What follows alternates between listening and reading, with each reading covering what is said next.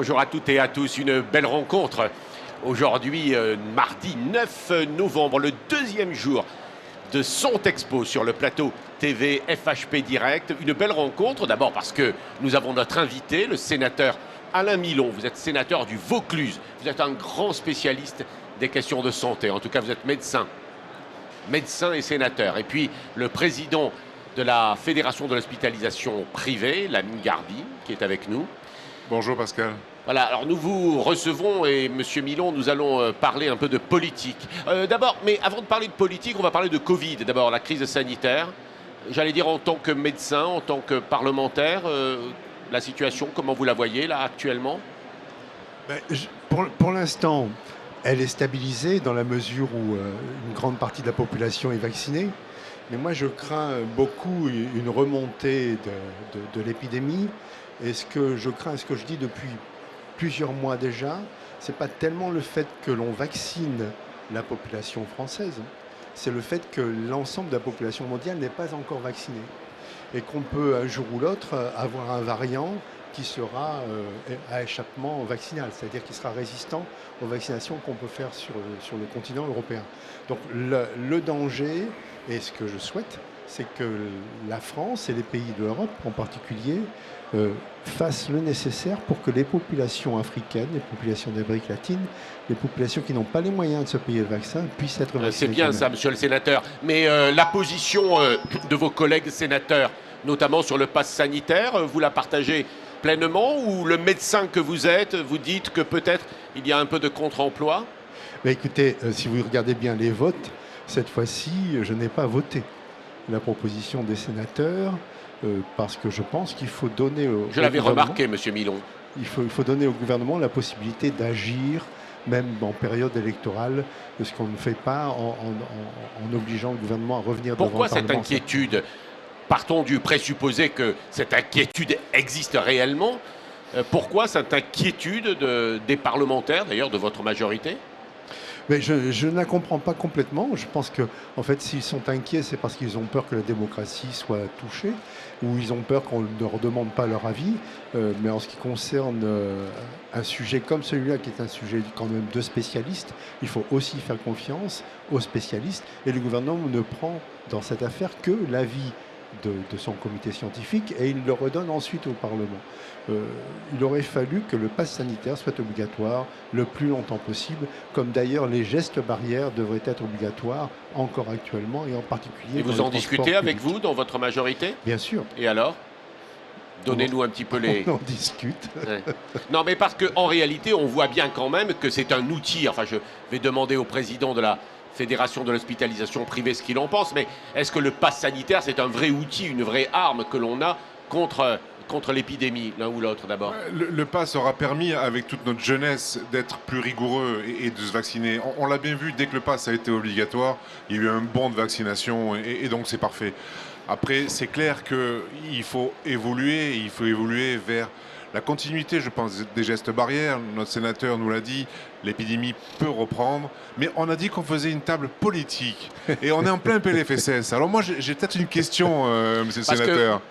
Monsieur le Président, le pass sanitaire, c'est pas politique. Non, pour moi c'est une obligation sanitaire. C'est une obligation sanitaire. C'est comme la vaccination. Je voulais affirmer, je voulais en tout cas évoquer avec le sénateur qu'il y avait des divergences au Sénat et parmi les parlementaires. Heureusement qu'elles existent de toute façon, mais enfin, l'essentiel c'est que le pass sanitaire, comme l'a dit Lamine Garbi, il a permis une augmentation considérable de la vaccination de l'ensemble de la population, ce qui permet une protection importante de la population.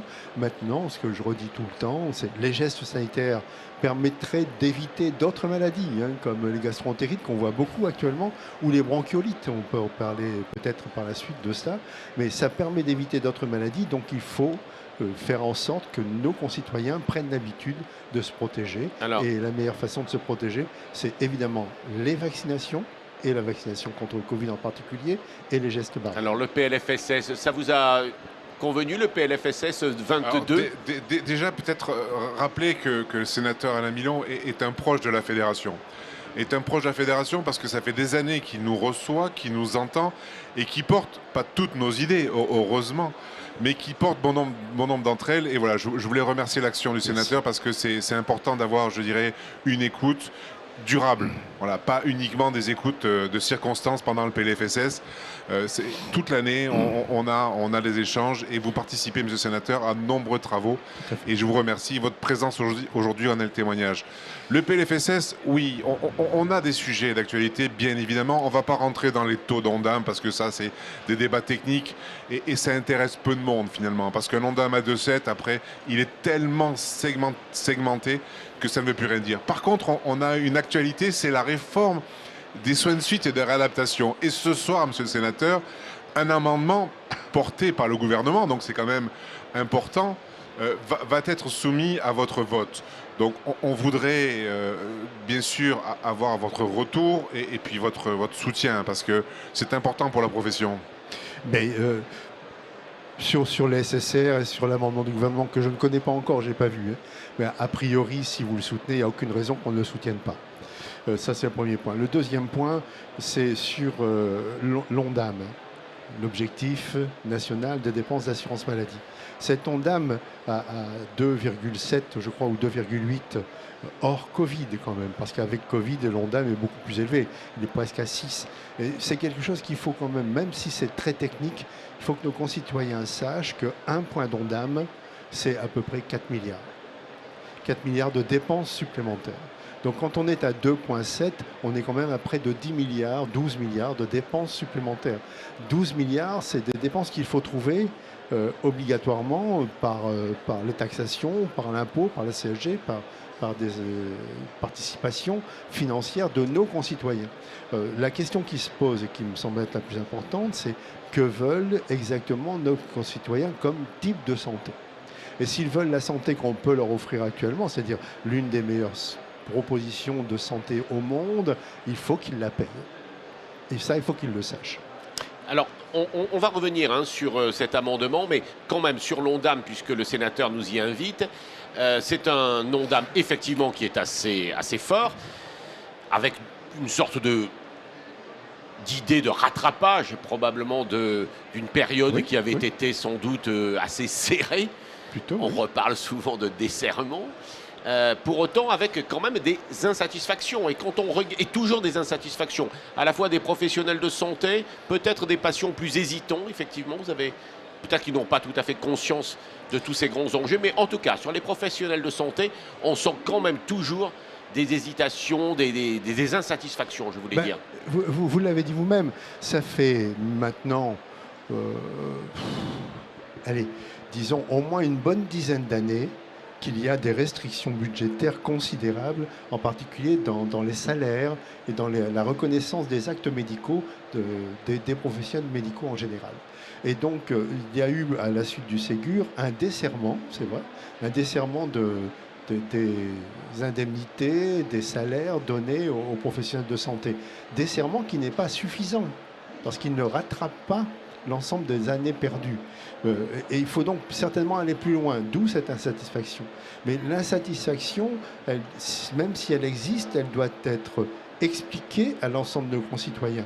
1% d'augmentation de masse salariale au niveau des hôpitaux, c'est 1 milliard. Et 1% d'augmentation sur un salaire de 1 700 ou 1 800 euros, c'est rien. C'est ça qu'il faut dire aux gens. Quel est votre sentiment, Lamine Gharbi ? Le sentiment, c'est qu'il n'y a jamais eu autant d'argent donné sur la santé et que personne n'est content. Personne n'est content. Comment vous l'analysez ? Moi, ça me désole. Bien sûr qu'il y a eu des années de crise, bien sûr qu'il y a eu des années de tension. Lorsque l'on revalorisait les salaires de 0,2%, on était presque des héros. Aujourd'hui, c'est 8-10% de revalorisation et on n'a pas de merci. Donc moi, j'ai envie de dire, le Covid, bien sûr qu'il y a de la fatigue, mais tout le monde n'a pas été en première ligne. Les hospitalisations Covid, c'est 3%. 3% de malades. On a quand même soigné 97% de patients non Covid. On a continué à travailler. Donc je pense qu'il y a un ras-le-bol aujourd'hui que l'on entend, mais il faut raison garder. Et je vais être peut-être politiquement incorrect, mais il faut que nos collaborateurs aussi réalisent le chemin qui a été parcouru. Il n'y a jamais eu une si forte avancée, à part les 35 heures à l'époque, de revalorisation des salaires. Infirmières, aides-soignants, toutes les catégories socioprofessionnelles ont été revalorisées. Je pense qu'il faut revenir à une raison et se remettre au travail. Et arrêter de parler de la crise qui, j'espère, est derrière nous, même si c'est vrai, vous l'avez dit, ça remonte un peu. On avait le professeur Fischer hier qui était là, qui disait qu'il y avait une incidence de 70. Oui. Bon, mais on est loin des 600 de l'été. En Occitanie, on était à 600. 600. Donc ça va. On pense que ça va Et tenir. le praticien, les praticiens que vous êtes l'un et l'autre de l'organisation du système de santé, si on vous suit, le Ségur, les efforts, et pourtant effectivement ces insatisfactions que l'on évoque, est-ce que quand même les mesures qui ont été prises en urgence, est-ce qu'elles suffiront ou est-ce qu'elles appellent maintenant ce que l'on appelle une révolution systémique de notre système de santé? Alors, Comment vous abordez ça? Les mauvaises habitudes reviennent, malheureusement. On le voit sur les 10 milliards d'investissements Ségur, 99% vont à l'hôpital public. J'entends bien que l'hôpital public ait des besoins d'investissement, mais le privé aussi. Et de nous dire, en réponse, c'est à l'actionnaire de financer l'investissement et les travaux, ça a des limites. L'État, bien sûr, est actionnaire des hôpitaux publics, mais il doit aussi être le garant de l'équité. Ce n'est pas le cas aujourd'hui et je le déplore. Et j'ai peur qu'aujourd'hui, on revienne à nos vieux démons d'antan. Et ça, ce n'est pas acceptable. On a vécu 2 années de partenariat, de complémentarité. Il ne faut pas arrêter ce partenariat. C'est important pour nous de le dire et de le redire. Peut-être, Alain Milon. Je Oui. voudrais juste ajouter à ce qu'a dit M. Lamine Garbi. On a augmenté par le Ségur pas mal de professionnels de santé au niveau de leur salaire. Il a été mis en place, comme l'a dit M. Garbi, c'est pas 10 milliards, c'est 13 milliards pour les investissements, en particulier au niveau des hôpitaux, plus particulièrement au niveau des hôpitaux, c'est vrai. Mais toutes ces sommes apportées supplémentaires, les investissements, c'est 13 milliards, c'est une somme globale qui durera 4 ou 5 ans sans plus. Mais la masse salariale, c'est tous les ans. C'est plus 8 milliards cette année, et ce sera plus 8 milliards tous les ans. C'est pas une fois, c'est tout le temps. Et cette masse salariale entraîne un déficit du budget de la sécurité sociale qui est assez considérable. Pour cette année 2022, il sera de l'ordre de 22 milliards, et je ne parle que de la santé, je ne parle pas des retraites. 22 milliards. On a eu près de 30 milliards de déficit santé-retraite en 2020, 22 à 23 milliards en 2021. On va arriver comme ça progressivement jusqu'en 2025 à des déficits cumulés qui seront aux alentours de 100 milliards. Un peu plus de 100 milliards. Parce qu'aujourd'hui, le déficit, c'est une cinquantaine de milliards actuellement, enfin, sur l'année 2021. Non, c'est 30 milliards. 30 milliards. C'est 30 milliards. En tout, santé et retraite, c'est à peu près 30 milliards. Et donc, on va arriver à un total de déficit qui sera de l'ordre de 100 milliards. Je rappelle que quand la CADES a été créée dans les années 95, 96, 97 par Alain Juppé, la CADES devait régler le problème d'une dette qui était de l'ordre de 135 milliards. Elle a réglé ce problème de 135 milliards entre 1997 et 2020. 2024 même. Et là, en 3 ans, en 4 ans, on remet 100 milliards de dettes supplémentaires. Qui va les payer, cette dette supplémentaire? C'est tout le problème. Et moi, je suis d'accord avec Lamine Garbi pour dire qu'il faut évidemment augmenter les salaires, mais il faut savoir raison garder. Il faut remettre des investissements immobiliers, en particulier publics et privés. Ça me semble nécessaire qu'il y ait une coopération la plus étroite possible entre les deux pour donner le meilleur service possible de santé à nos concitoyens. Mais il faut aussi à nouveau regarder comment on finance l'ensemble. J'ai des idées là-dessus, elles ne sont pas obligatoirement acceptées par tout le monde, mais il faut savoir qu'on ne peut pas toujours vivre sur un déficit. Parce que quand on regarde, on recevra les auteurs d'une étude que vous avez, FHP, que vous avez faite, il y a, je crois, quelques mois, on voit quand même que l'insatisfaction, même dans vos établissements, elles existent dans l'hôpital public, mais aussi à la Fédération de l'hospitalisation privée. Bien sûr, et je ne me l'explique pas. Il n'y a pas de raison. Comme je le disais, certains ont été au front pendant des mois et des mois, mais pas tous. Pas tous. La première vague, 3 régions ont été touchées. Les autres régions n'ont pas été touchées. Donc je pense qu'il faut prendre conscience que le chemin a été fait. Le gouvernement a fait son job. Il a augmenté les salaires. Maintenant, Vous n'avez pas de fermeture de lit, vous, faute de personnel? Aujourd'hui, aucun patient qui se présente à nos portes n'est pas soigné. Nous soignons tout le monde. Donc, qu'il y ait des lits fermés ou des lits ouverts, c'est pas le débat. L'important, c'est que chaque patient qui se présente dans l'établissement puisse être soigné, et c'est le cas chez nous. Donc non, nous n'avons pas de lits fermés. Par contre, nous avons des tensions. Il manque 8 à 10% d'infirmières. Et c'est important de le dire. Mais on va trouver des solutions, comme on a toujours fait. On n'a pas le choix. Vous avez aussi du mal à trouver des infirmières? Oui, c'est une calamité. 30 ans d'expérience professionnelle, je n'ai jamais connu ça. Même les agences Et d'intérim, comment vous l'analysez? les centres de vaccination, pour grande partie, parce que la rémunération des centres de vaccination à 250 € la matinée pour une infirmière, mais forcément, elles vont aller plutôt vacciner que d'être dans un service où elles vont être en tension, en difficulté. Donc on attend avec impatience, si je puis me permettre, la fermeture des centres, que ce soit la ville, les officines, les médecins. C'est mal parti, ça.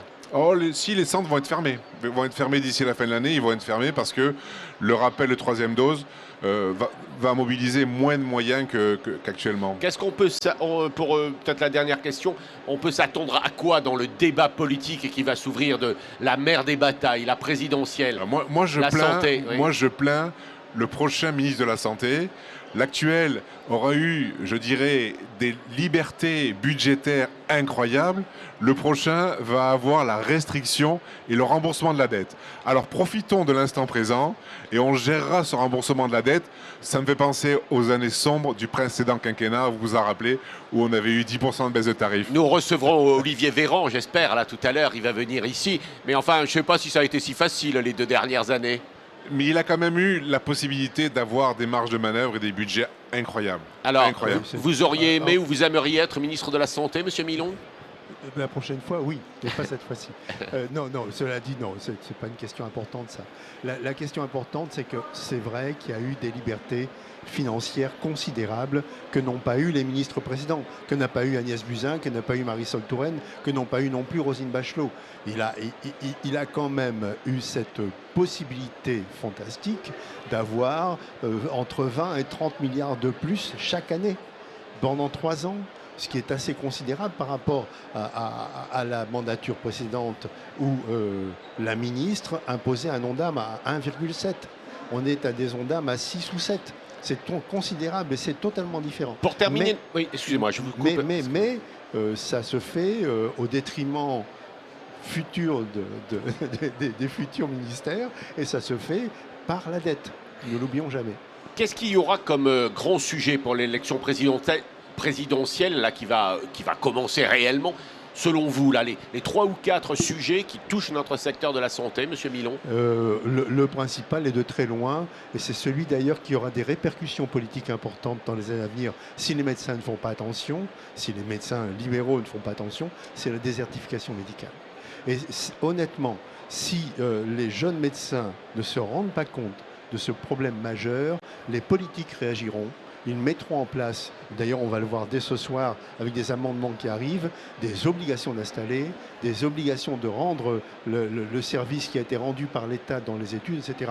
On a de plus en plus d'hommes politiques, de femmes politiques, pardon, qui veulent installer une obligation, une interdiction d'installer dans les zones surdenses et une obligation d'installation dans les zones sous-denses. Ce nombre de politiques augmente et c'est, moi, je crois, l'alarme qu'il faut tirer vis-à-vis des jeunes médecins. Alors, deuxième question, décentralisation de notre système, déconcentration, ça sera un sujet? Ce sera un sujet, oui. Mais ça, déconcentration plus que à mes yeux, à moi, déconcentration plus que décentralisation.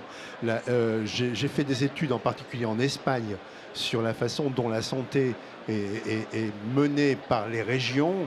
Alors, il y a des régions riches où la santé est sensiblement équivalente à celle de la France, et des régions pauvres où la santé est sensiblement équivalente à celle de la Roumanie. Alors là, il y a des problèmes à régler dans la décentralisation. Moi, je préférerais une déconcentration importante, en particulier au niveau des ARS, qui sont, je l'avais dit à Lamine Garbi il y a quelques temps en arrière, et nous sommes d'accord sur le sujet, il y a pratiquement autant de politiques de santé qu'il y a de directeurs d'ARS.